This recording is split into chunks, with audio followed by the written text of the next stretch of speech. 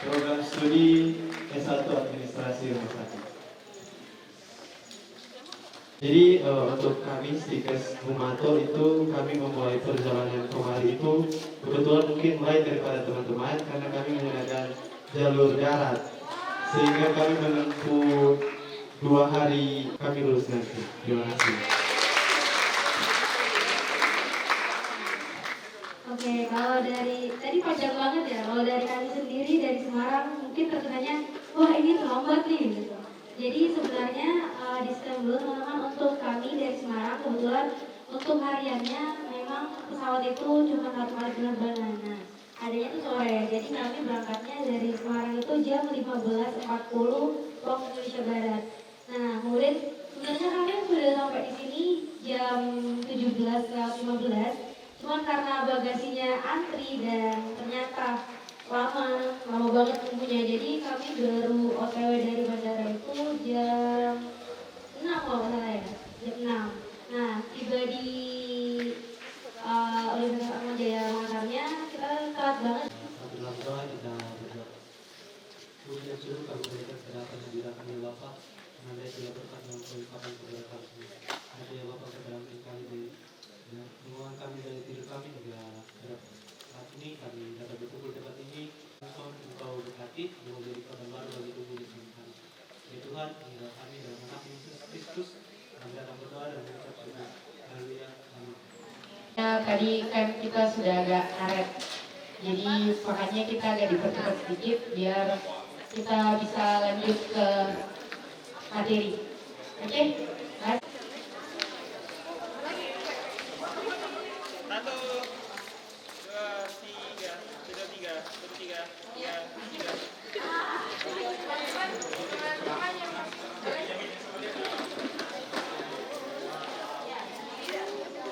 Oke. Udah ya.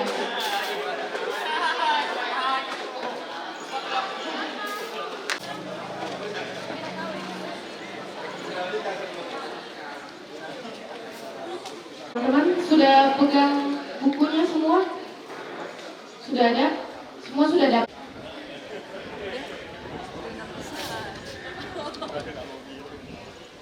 Yaitu bincang akrab milenial dalam memelihara wawasan kebangsaan. Nah, materi ini itu akan dibawakan oleh Pastor Albert Arina. Kalau teman-teman dari luar Makassar belum tahu Pastor Albert, tenang, sebentar kalian pasti bakalan kenal siapa Pastor Albert. Nah, Pastor Albert ini akan ditemani oleh moderator Ibu Margareta. Kepada Ibu Margareta selaku moderator, kami persilakan untuk maju ke depan. Adik-adik mahasiswa yang saya kasihi, pada siang hari ini kita bersama-sama, setelah hadir bersama-sama dengan kita semua, Romo Albert Arina, di mana beliau yang akan menjadi pemateri kita pada siang hari ini. Dan sebelum kita mendengarkan apa yang beliau akan sharingkan buat kita semua di tempat ini, saya akan memperkenalkan beliau secara singkat saja.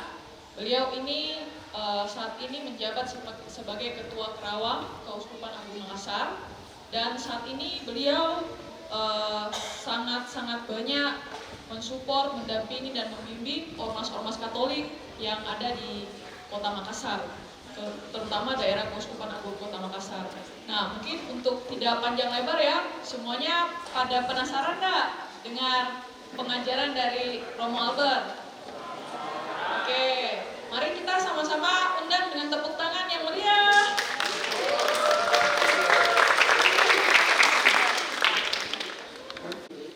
Dan pertama-tama saya ucapkan selamat datang di ini namanya Bumi Laki Padada. Laki Padada itu adalah nenek moyang masyarakat, leluhur masyarakat Toraja. Kalau kalian jalan-jalan di Kota Makale, di tengah-tengah kolam itu ada patung raksasa. Ya, itu adalah patung Laki Padada. Ya. Nah, patung Laki Padada itu sekali lagi adalah leluhur, katakanlah begitu, masyarakat Toraja, antara mitos dan realitas. Ya, dan selamat datang di Toraja ini. Toraja disebut Tondok Lepungan Bulan, Tanah Matarik Allo, ya, Laki Padada. Kenapa demikian? Karena masyarakat Toraja sangat menghargai leluhur. Ya, selain memang Toraja ini penuh dengan kearifan lokal. Ya, di Makale sana nanti saya lihat di daftar aja. Ya. Jadi selamat datang di Bumi Laki Padada. Mayoritas masyarakat di sini Kristiani, Protestan. Yang kedua adalah gereja Katolik. Ya. Tempat kita ini itu namanya masuk paroki Sangala. Ya. Tidak jauh dari sini itu rumahnya Bapak Uskup Agung, Keuskupan Agung Makassar. Ya. Sini. Masyarakat Toraja. Dan oleh karena itu masyarakat Toraja manusia dan alam. Ya. Makanya kita di sini banyak pohon-pohon dan seterusnya. Ya. Tempat menimba inspirasi dan kekuatan. Ya. Nah, di sungai itu namanya sapak memukul. Bayo-bayo itu dalam bahasa Toraja itu bayangan. Ya. Memukul bayang-bayang namanya sapak bayo-bayo. Ya. Sekali lagi selamat datang di sini. Mudah-mudahan beberapa hari ke depan Anda sekalian bisa menikmati suasana alam lingkungan. Apalagi saya dengar dari panitia bahwa teman-teman sekalian itu menginap di Tongkonan. Ya, Tongkonan itu adalah rumah adat masyarakat Toraja. Ya. Nah, rumah adat ini juga penuh dengan filosofi tentang persaudaraan yang bisa kita temukan dalam masyarakat tradisional Toraja. Saya kira teman-teman sekalian sangat beruntung bisa datang ke Toraja ini. Ya. Orang-orang Toraja mengatakan ketika dunia diciptakan, Toraja adalah sepotong surga yang jatuh dari langit. Ya. Makanya jangan mati sebelum ke Toraja. Tapi kalau sudah datang, ya datang lagi, ya kan? Ya. Oke, baik. Saya diminta untuk bincang-bincang dengan teman-teman sekalian tentang wawasan kebangsaan. Ya. Menurut saya ini suatu gagasan fundamental dalam rangka membangun ketahanan nasional kita, komitmen kebangsaan. Ya. Di sana ada rasa kebangsaan, rasa memiliki, patriotisme, cinta tanah air. Itu yang harus terus-menerus digelorakan dalam semangat kehidupan berbangsa dan bernegara. Dan apalagi kita ini generasi-generasi milenial, generasi Z, saya kira kita yang memiliki masa depan. Ya, tidak pengetahuan tentang keindonesiaan yang menurut saya sebuah warisan. Dan saya temukan 5 sila itu. Menyebut butir Pancasila misalnya, ya. Yang pertama apa? Pancasila. Satu, ketuhanan yang Maha Esa. Bangsa Indonesia sudah memiliki religiusitas. Negara tidak perlu intervensi masuk terlalu jauh dalam kehidupan beragama. Negara menjamin setiap warganya untuk memeluk agamanya masing-masing. Anda itu misalnya masuk surga dan kami tidak, dan lain-lain sebagainya, ya. Ya. Kenapa? Karena itu sudah menjadi bagian yang tak terpisahkan dari setiap anak bangsa. Tentang sila ketiga. Apa itu sila ketiga? Persatuan Indonesia. Saya mau katakan kepada kita semua, teman-teman sekalian, tanpa persatuan tidak ada Indonesia. Ada 1.700 lebih pulau Indonesia.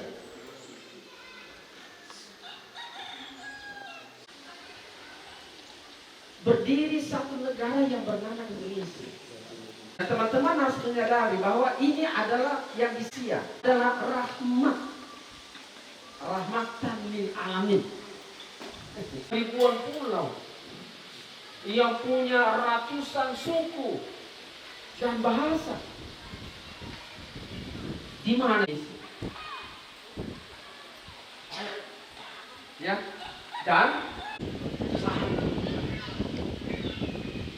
mau agamanya Muslim, mau agamanya Konfutsu, mau agamanya Buddha, mau agamanya Katolik, mau agamanya Muslim, mau agamanya Kristen, dipersatukan beraneka macam, namun tetap satu. Tanpa Pancasila, teman-teman sekalian, kita sudah tercabik-cabik, sudah porak-poranda, dan sejarah sudah membuktikan bagaimana Pancasila itu digoyang untuk mengganti ideologi. Ya, jadi sejarah sudah membuktikan bagaimana Pancasila itu oleh kebanyakan orang, termasuk Anda dan saya, Pancasila itu sudah harga mati. Tapi tidak semua rakyat Indonesia mengatakan Pancasila itu sudah harga mati. Ya, kebanyakan juga kita tanya, menurut Anda Pancasila bisa diganti? Nggak bisa. Kenapa tidak? Nah, inilah yang menjadi keprihatinan kita dalam kehidupan berbangsa dan bernegara. Persatuan Indonesia ini goyah. Karena apa? Karena kepentingan-kepentingan itu mau merongrong. Ya. Maka sekarang kita masuk tahun politik, ya, orang jualan agama. Untuk apa? Untuk menarik simpati. Sangat-sangat berbahaya. Bagi apa? Bagi keutuhan bangsa Indonesia.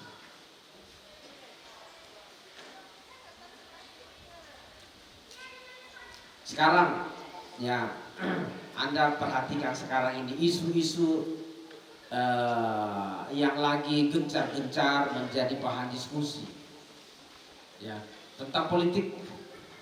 Lihat saja, ya, bagaimana kehidupan berbangsa dan bernegara, bagaimana agama itu dengan mudah dipolitisir, mudah ikut dalam apa? Dalam politisasi agama, ya, untuk kepentingan sesaat, untuk kepentingan kekuasaan. Jadi tidak memikirkan kelanjutan kehidupan berbangsa dan bernegara. Bagaimana persatuan ini di atas segala-galanya, dari kepentingan pribadi golongan. Ya, kita harus cerdas. Kita harus bisa menilai. kita tarik video ini sempat viral beberapa waktu lalu. Ya, ada ini tentang lagu Indonesia Raya. Artinya tersentuh hatinya yang mendengarkan lagu Indonesia Raya. Ya, dia bukan bangsa Indonesia. Ya, meskipun ada darah Indonesianya. Ya, silakan.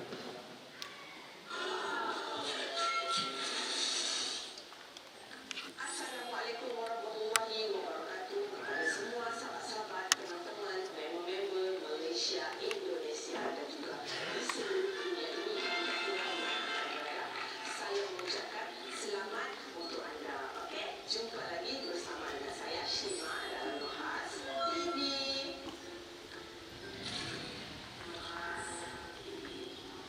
Jangan lupa subscribe. Okey, baiklah teman-teman, kawan-kawan semua. Semalam ada nonton tak yang anak-anak suka sangat dengan lagu Hari Kebangsaan Indonesia versi kanak-kanaknya itu kan? Ya, sampai raya yang sebenarnya mempunyai 3 stanza ataupun tiga susunan ataupun 3 perenggan yang sebenar. Yang lagu aslinya mempunyai 3 stanza ataupun 3 perenggan lirik lagunya yang dihasilkan sekitar tahun 1923 ke berapa kan? Kita baca informasi ini bersama-sama. Okey, baiklah, kakak bacakan sedikit sejarah mat ini ya. Petikan ini kakak bacakan daripada suarasosial.id. Okey, tajuknya lirik lagu Indonesia Raya beserta sejarah di baliknya.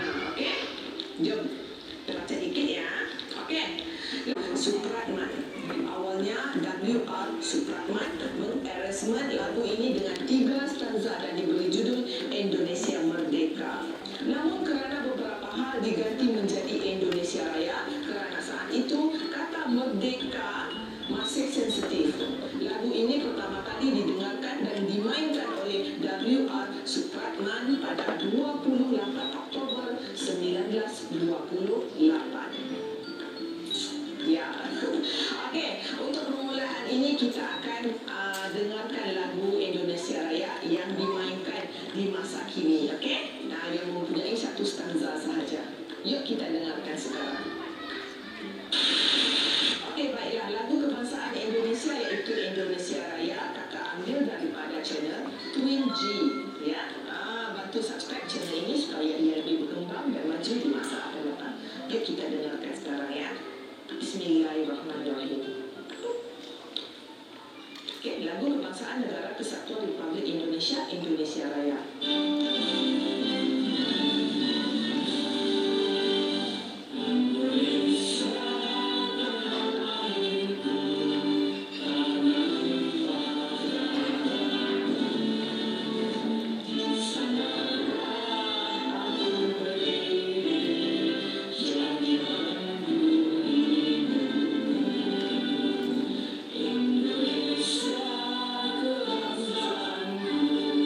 Bangsa dan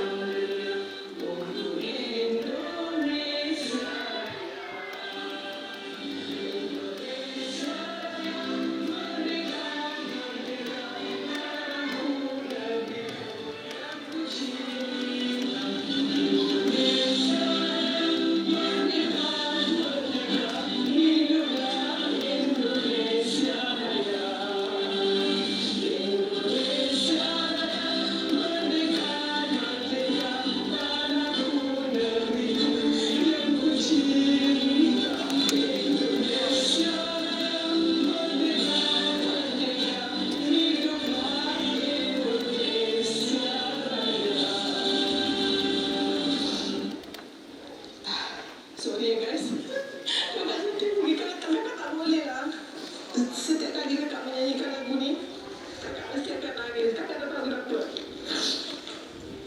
Sorry guys ya, tidak ya, kejap. Tak tahu.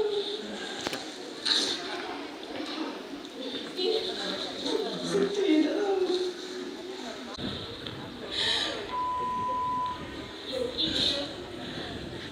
Ya. Ini baru satu stanza tau. Belum lagi 3 stanza. Lagi lah mama menangis. Okey. So, guys ya.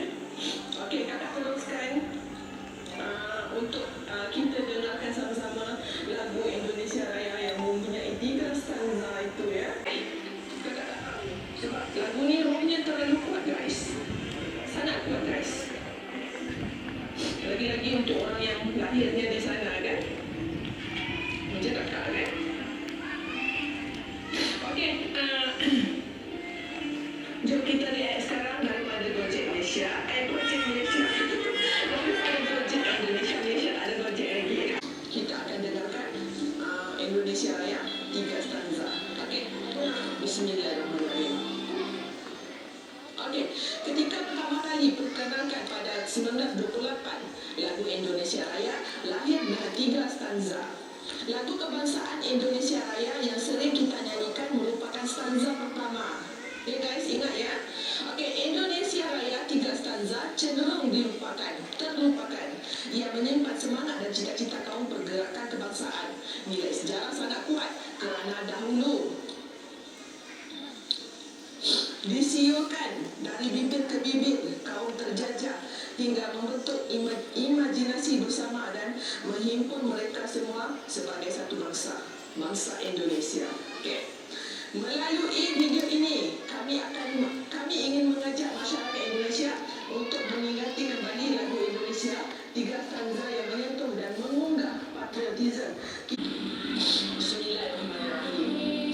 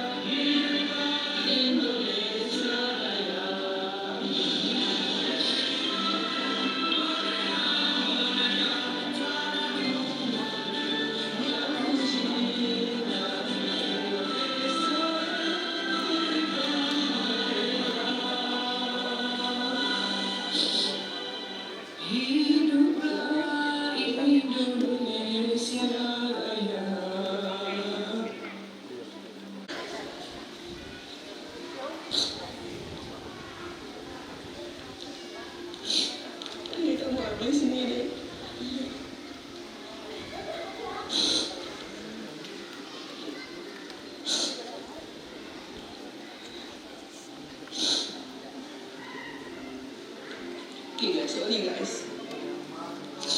Sorry guys ya. Oke. Mungkin kelihatannya agak lebay kan? Tapi ini bukan lebay guys. Ini memang betul-betul perasaan kakak. Kerana kakak lahirnya di sana.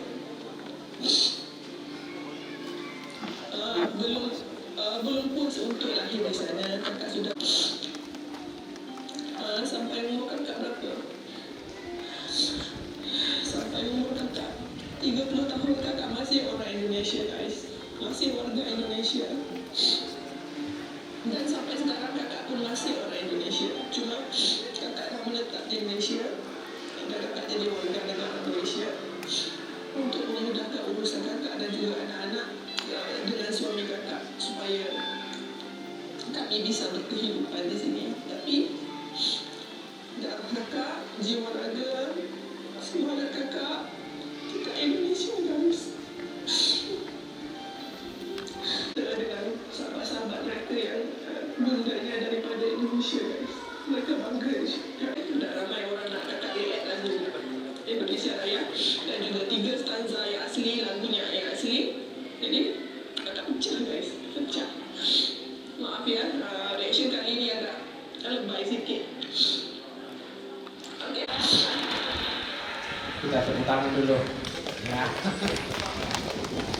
Saya tidak tahu bagaimana suasana hati teman-teman sekalian mendengar ini. Ya. Seorang wanita yang memang dulu lahir di Indonesia, tetapi sekarang sudah menjadi warga negara lain karena perkawinan dan seterusnya. Ya, saya mau katakan kepada kita bahwa patriotisme dan cinta tanah air seperti itulah kira-kira.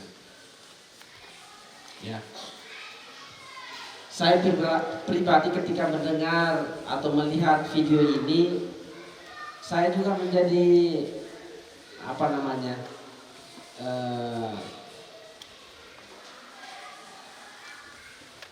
berpikir, apakah saya ini sungguh-sungguh mencintai Indonesia? Apakah patriotisme dan cinta tanah air terus menggelora di dalam batin sanubari kita? Karena ini penting menurut saya. Kalau kita tidak punya cinta tanah air yang menggelora di dalam hati, pikiran, perasaan, maka rasa kebangsaan itu tidak ada lagi. Cinta tanah air itu tidak ada lagi.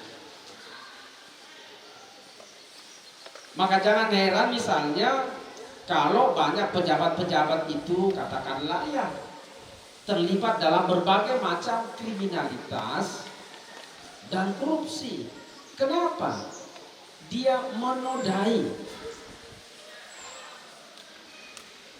patriotisme yang diperjuangkan berdarah-darah oleh para pendiri bangsa.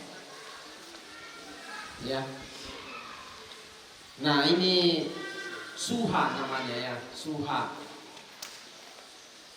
Merasa bahwa lagu Indonesia Raya ini keramat.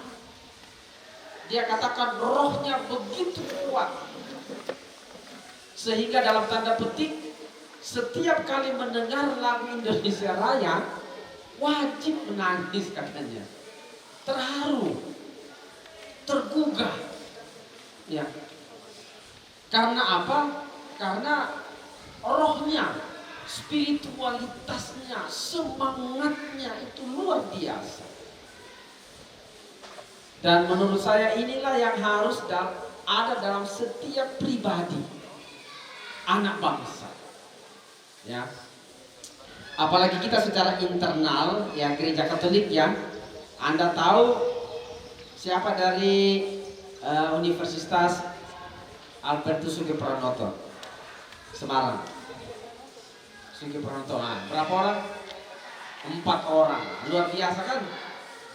Monsinyur Albertus Sugeng Pranoto mengatakan, jadilah orang Katolik 100%.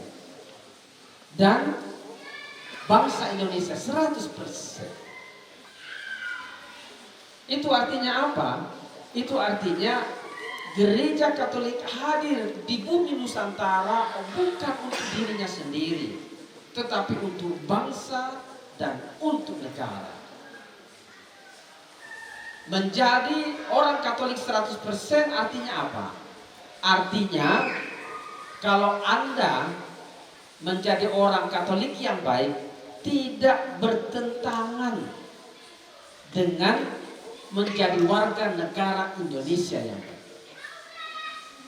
Demikian juga sebaliknya.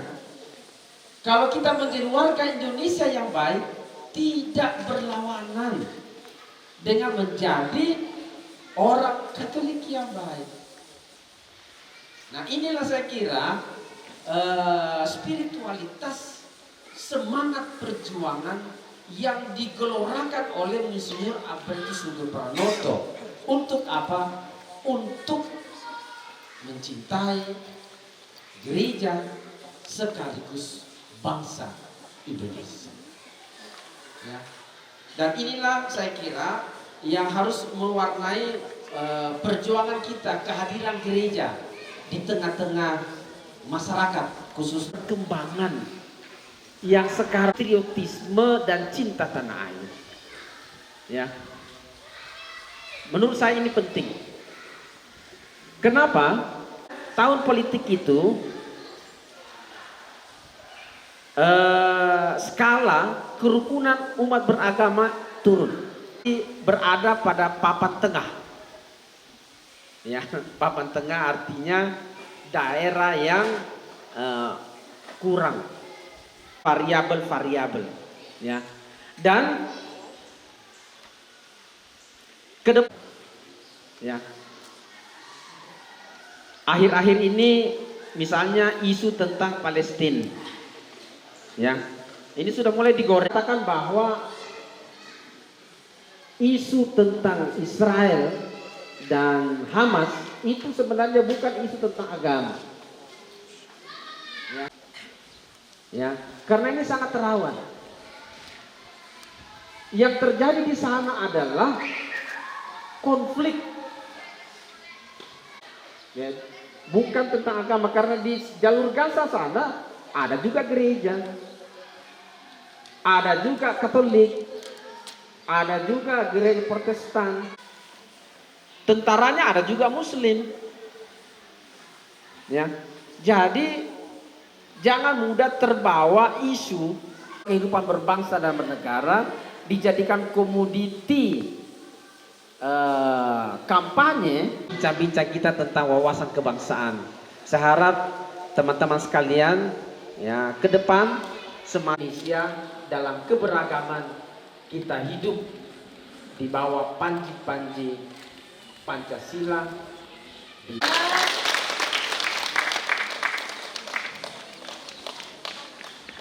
Adik-adik dan teman-teman yang terkasih, tadi kita sudah mendengarkan dari Pastor Albert Arina tentang wawasan kebangsaan, dan kita semua setelah mendengarkan sharing beliau, kita jadi semakin termotivasi, ya. Kita sibuk mungkin belajar dan segala macam, tapi menurut saya secara personal dan juga tadi dikuatkan dari Pastor Albert Arina bahwa justru di masa muda sekarang, di saat adik-adik yang terkasih masih mengencam pendidikan, masih belajar, justru mulai dari sekarang kita mulai menumbuhkan kecintaannya kita terhadap negaranya kita. Nah, seperti tadi catatan bahwa apa yang menjadi nilai-nilai di Pancasila yang bisa kita terapkan dalam hidupnya kita sehari-hari, bahwa tadi salah satu juga yang menyentuh dari lagu Bangsa Indonesia yang kita mungkin seringkali nyanyikan, tapi apakah seringkali betul-betul menyentuhnya sama seperti yang tadi kakak siapa tadi namanya kakak Suha sampai mendengarkan itu bisa sampai berlinang air mata. Itu berarti bahwa dia punya cinta yang begitu dalam terhadap bangsa dan negaranya. Jadi semoga teman-teman yang terkasih bisa pada siang hari ini bisa semakin ditumbuhkan semangatnya untuk bisa menjadi bangsa Indonesia yang luar biasa. Oke, sebelumnya mungkin kita bisa buka, masih ada waktu sekitar 5 menit. Bisa dipersilakan kesempatan kepada 1 atau 2 orang yang ingin memberikan pertanyaan kepada Romo atau Pastor Albert Arina. Saya persilakan kepada teman-teman yang Terima kasih. Terima kasih atas kesempatan. Perkenalkan, saya Lady Amanda dari Universitas Atmajaya Makassar. Saya akan bertanya. Pertanyaan saya yaitu, hal dasar apa yang dapat dilakukan sebagai kaum milenial untuk mewujudkan persatuan Indonesia ke depannya, apalagi kita sebagai generasi muda ini adalah penerus bangsa Indonesia. Apalagi juga saat ini generasi muda masih banyak yang mudah dipengaruhi oleh isu-isu yang terjadi. Jadi bagaimana contoh yang seharusnya yang dapat dilakukan untuk menjaga persatuan Indonesia ini sebagai generasi muda. Terima kasih. Baik, terima kasih kepada kita semua, moderator yang sudah memberikan kesempatan kepada saya. Perkenalkan, nama saya Henrico Diki Taedela dari Universitas Widya Mandira Kupang. Pertanyaan saya, mengapa generasi muda yang selalu didorong untuk mencintai budaya, mencintai bangsa dan bersikap nasionalis, sedangkan generasi tua yang menjadi basis utama untuk menanamkan nilai-nilai itu sudah lahir? Karena dengan anggapan bahwa generasi muda datang dari keluarga, lahir dari keluarga, sehingga keluarga memiliki peranan penting untuk menanamkan nilai-nilai nasionalis dalam diri kaum muda. Maka pertanyaan saya yang tadi, mengapa generasi muda yang didorong, selalu didorong, sedangkan generasi tua tidak memiliki kesadaran untuk menanamkan nilai-nilai itu? Sekian. Dari Romo, apakah langsung bisa dijawab? Baik, terima kasih. Karena fenomena di tengah-tengah kita itu memperlihatkan perilaku, ya, perilaku dan cinta tanah air. Ya, kita lihat ya kasus-kasus korupsi banyak di, ya, saya setuju sekali memang. Ya, itu artinya apa? Itu artinya wawasan kebangsaan tidak mampu atau tidak mencukupi untuk mengubah gaya hidup dan cinta kita pada bangsa dan negara. Jadi hanya formalitas saja, ya. Dan memang itu yang terjadi. Lalu kepada siapa bangsa ini dititipkan yang disebut memasuki Indonesia emas, di mana kita sekalian yang masih mengikuti formasi di perguruan tinggi akan memegang jabatan-jabatan strategis pemerintah. Ya. Dan oleh karena itu tidak ada cara lain. Kalau perlu barangkali satu generasi kita putus. Untuk apa? Untuk menghadirkan satu generasi yang tidak terkontaminasi oleh berbagai macam pemikiran dan aliran-aliran radikalisme misalnya. Ini penting. Ya, untuk apa? Untuk menjaga persatuan dan kesatuan, tidak ada cara lain.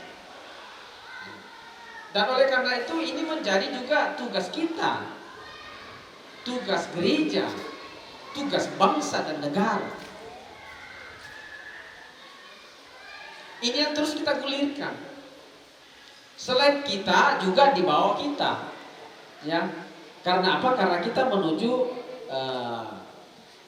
Indonesia emas, di mana kita yang hadir pada kesempatan ini, generasi-generasi kita ini yang akan memimpin bangsa Indonesia masuk dalam 5 negara maju dunia. Ya. Dan oleh karena itu memang kita tidak usah mencontoh generasi-generasi tua, Ya, sudahlah.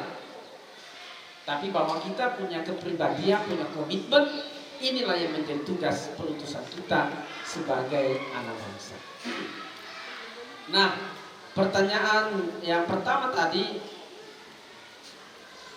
bagaimana anak muda bisa mewujudkan persatuan dan kesatuan? Saya kira kita ini adalah generasi-generasi yang bisa membawa cakrawala baru dalam kehidupan berbangsa dan bernegara.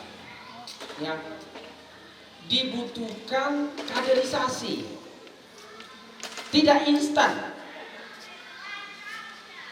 Ya, minta maaf itu ya. Kalau instan-instan itu ya. Bagi saya pribadi, siapapun dia perlulah suatu proses untuk menjadi. Ya, perlu satu proses. Kita harus berkeringat, kita harus bersusah-susah, kita harus kena matahari, kita harus kena hujan. Supaya apa? Supaya kita menjadi pribadi yang militan. Ya, kalau menjadi pribadi yang militan berarti kita tidak bisa dengan mudah dipengaruhi oleh berbagai macam isu, ajakan dan lain sebagainya yang apa?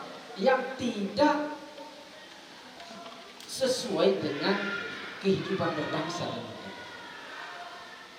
Ya, jadilah pribadi yang militan, yang punya komitmen. Nah, inilah yang kita butuhkan. Supaya apa? Supaya generasi muda itu memang sungguh-sungguh menjadi masa depan bangsa dan negara. Ya, tidak terlibat dalam hoax, ya, tidak mudah mempengaruhi orang dengan hal-hal yang buruk. Tetapi apa? Tetapi semakin cerdas, kritis dalam hidup berbangsa dan bernegara. Saya kira itu ya contohnya. Terima kasih. Oke, super sekali. Mari kita beri tepuk tangan untuk Pastor Albert Arina. Karena waktunya juga sudah selesai, saya akan menutup sesi kita pada siang hari ini. Tadi berdasarkan juga jawaban dan pertanyaan-pertanyaan yang diberikan sama teman-teman, saya bisa lihat bahwa kita semua punya semangat yang sama untuk boleh menumbuhkan dan mengembangkan bangsa kita. Mungkin saya tutup dengan satu quotes dari Presiden John F. Kennedy, tanya bahwa jangan tanya apa yang negara berikan kepadamu, tapi tanyalah apa yang kamu bisa berikan kepada negara. Nah, sebagai seorang warga negara yang baik, jangan tanya apa yang sudah negara ini buat kita. Jangan tanya tentang apa yang generasi tua lakukan dalam hidupnya kita. Tapi tanyalah apa yang bisa kau lakukan buat bangsanya kita ini. Dan mulailah dari apa tadi yang Romo bilang, mulailah dari diri sendiri dengan belajar hidup dengan militan. Sekian sesi pada siang hari ini. Kita ucapkan terima kasih banyak kepada Pastor Albert Arina yang sudah membagikan kepada kita bincang-bincang yang begitu luar biasa. Dan mari kita mau sama-sama berikan aplaus sekali lagi buat beliau. Saya ucapkan terima kasih kita. Terima kasih. Boleh angkat tangan teman-teman yang bertanya. 1, 2. Boleh maju ke depan, kita ada hadiah. Boleh maju ke depan. Boleh dibantu moderator dan pastor untuk memberikan hadiahnya. Lalu foto bersama.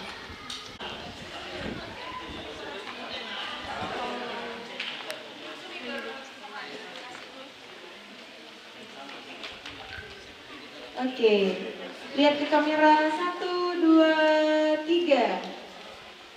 Pegang? Lumayan lah ya.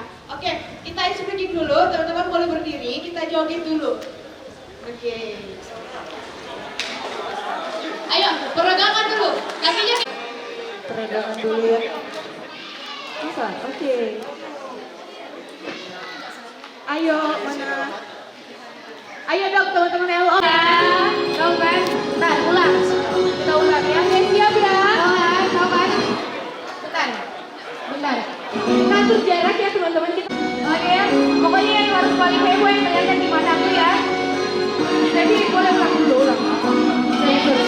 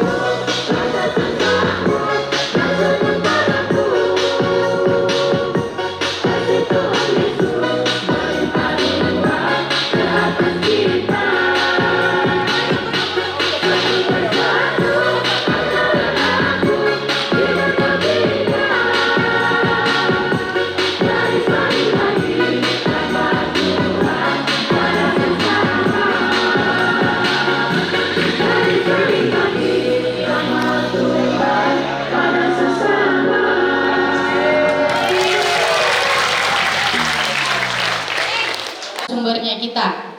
Nah, selanjutnya yang akan memberi materi kedua ini namanya itu Pastorians. Nah, Pastorians ini bisa dibilang salah satu tokoh agama lagi, tokoh budaya.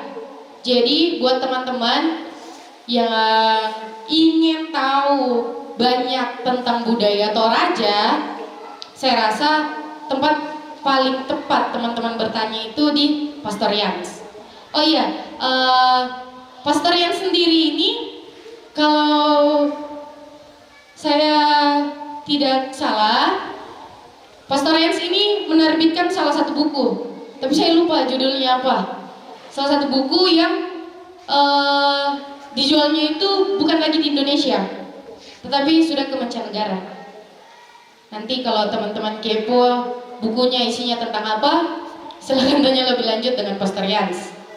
Oh ya, disclaimer, Pastorians ini kalau di Toraja kita sering sebutnya artis, karena di Toraja itu Pastorians tidak satupun masyarakat yang tidak mengenalnya. Jadi kayaknya habis ini Pastorians bukan cuma jadi artis di Toraja, tetapi jadi satu Indonesia ya Pastor. Kira-kira lihat Pastorians begini mirip siapa? Mirip siapa?